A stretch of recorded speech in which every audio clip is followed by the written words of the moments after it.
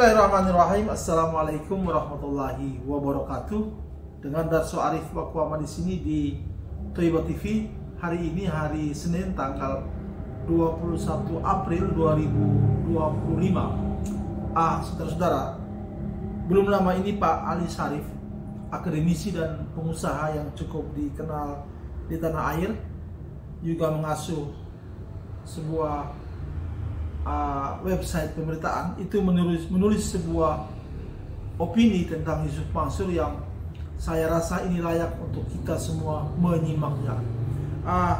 Biar lengkapnya saya bacakan di sini opini Pak Ali Syarif. Beliau menulis, Mansur, maksudnya Yusuf Mansur, pernah menjadi ikon keajaiban spiritual di tengah umat. Dengan lantang ia mengajarkan zikir-zikir yang diyakini bisa melapangkan rezeki, dan selawat-selawat yang diklaim membuka pintu langit keberuntungan. Bagi banyak orang, ini bukan hanya ustadz. Yusuf Mansur ini bukan hanya sekadar ustadz, tetapi dia juga adalah motivator spiritual yang menjanjikan kesuksesan dunia dan akhirat hanya dengan bermodal keyakinan seperti repetisi lafaz-lafaz tertentu. Dalam lanskap keislaman populer di Indonesia, Yusuf Mansur muncul sebagai tokoh flamboyan yang memadukan agama dan motivasi bisnis. Yusuf Mansur pernah pada posisi seperti apa yang digambarkan oleh Pak Ali Syarif dalam alinea pertama tulisannya ini. Namun, waktu adalah penguji segala hal. Klaim keajaiban tidaklah cukup berdiri sendiri tanpa bukti konkret di ranah dunia nyata. Pelan tapi pasti, publik mulai menyadari bahwa narasi yang dibangun oleh Yusuf Mansur tampak lebih sebagai ilusi dibanding dengan kenyataan. Beberapa proyek investasi yang digagasnya dengan mengatasnamakan umat dan dibiayai oleh dana umat berujung pada kegagalan bahkan kebangkrutan. Mulai dari proyek hotel, batubara, koperasi, hingga patungan usaha, satu demi satu runtuh tanpa hasil nyata. Uang umat menguap, sebagian tak kembali. Janji keuntungan dunia yang disandingkan dengan pahala akhirat, namun kenyataan berkata lain dari sebaliknya. Nihil profit dan nihil pertanggungjawaban. Tak hanya dalam dunia bisnis, Yusuf Mansur juga pernah berupaya menapaki jalur politik. Itu pun tak membuahkan hasil apa-apa. Pencalonannya sebagai anggota DPR RI pada musim pemilu yang lalu itu gagal total. Rakyat tampaknya tak percaya bahwa spiritualitas semu bisa diterjemahkan menjadi kebijakan publik yang rasional dan adil. Bahkan wacana yang sempat ia utarakan tentang keinginannya menjadi presiden terdengar lebih sebagai fantasi daripada visi yang matang dan logis.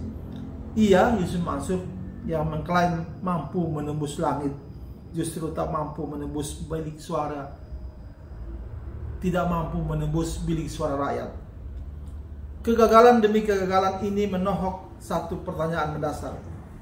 Jika semua ilmu keajaiban yang diajarkan benar-benar manjur, mengapa dia sendiri tidak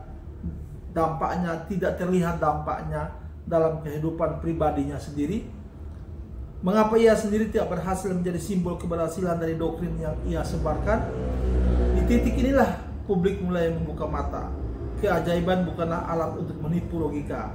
Spiritualitas tidak bisa menjadi kedok untuk kegagalan manajerial, dan agama tidak boleh menjadi komoditas investasi yang menjerumuskan.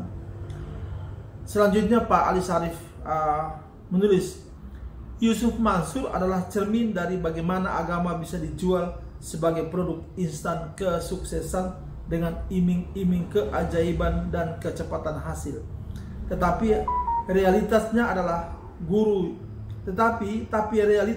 guru yang kejam. Ia membongkar semua ilusi dan menguak yang tersembunyi. Dalam kasus Yusuf Mansur ini, menurut Pak Ali Syarif, adalah ilusi itu runtuh oleh dirinya sendiri. Pada akhirnya, saudara-saudara, Pak Ali Syarif melanjutkan tulisannya, umat harus belajar membedakan antara harapan spiritual dan jebakan retorika religius. Keajaiban seperti bukanlah janji yang digantungkan di atas proposal bisnis, tetapi hasil dari kejujuran, kerja keras, dan akhlak dalam bertindak. Dan Yusuf Mansur bagaimana?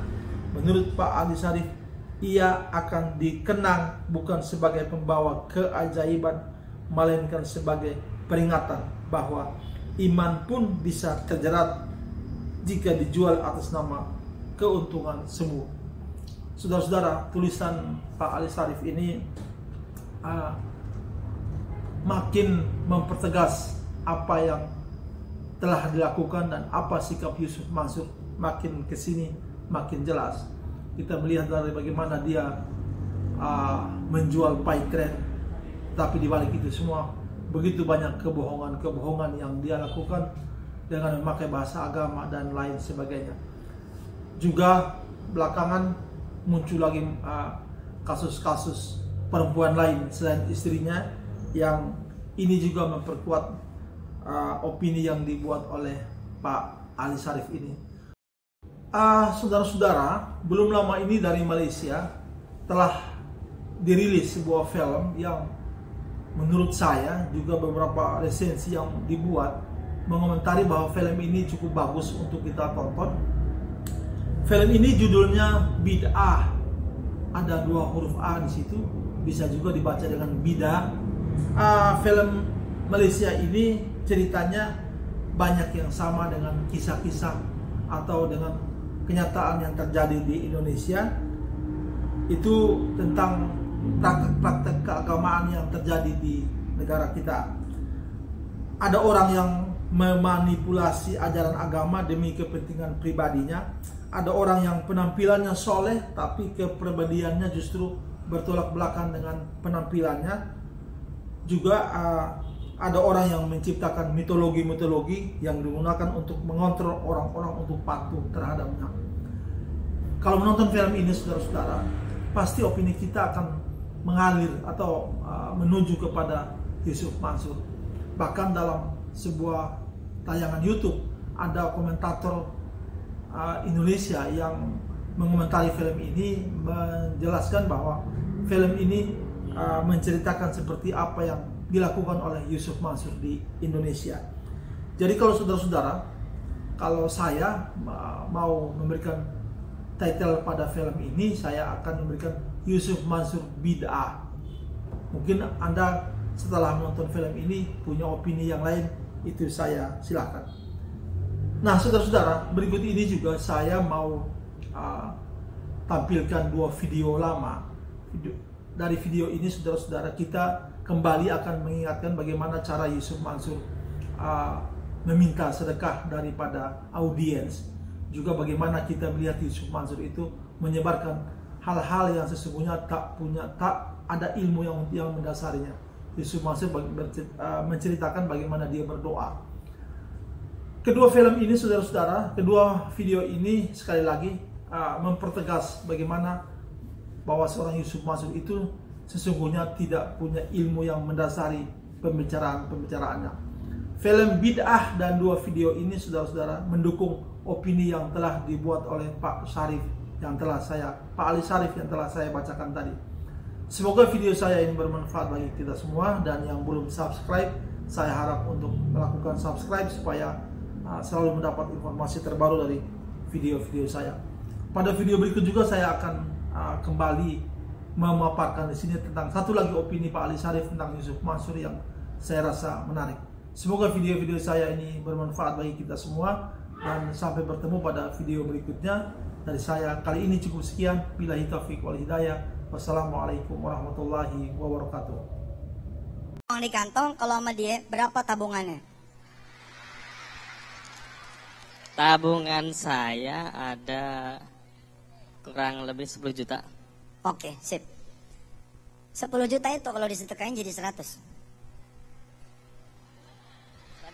Iya, 10 juta kalau disedekahin, jang. Itu jadi 100. Ya. Bahkan kalau kita minta sama Allah diganti 700 kali lipat, maka menjadi berapa? 7 miliar. Langsung to the point. Kira-kira 10 juta mau dinolin apa mau disisain? Mau dinolin. Beliau mau sedekah 10 juta isi tabungannya. Subhanallah. Makasih mas. Ya. Lewat mana nanti? Disedekahin lewat mana? Ya nanti diumumin. Ya. Siapa yang mau ngenolin tabungannya? Oh ya.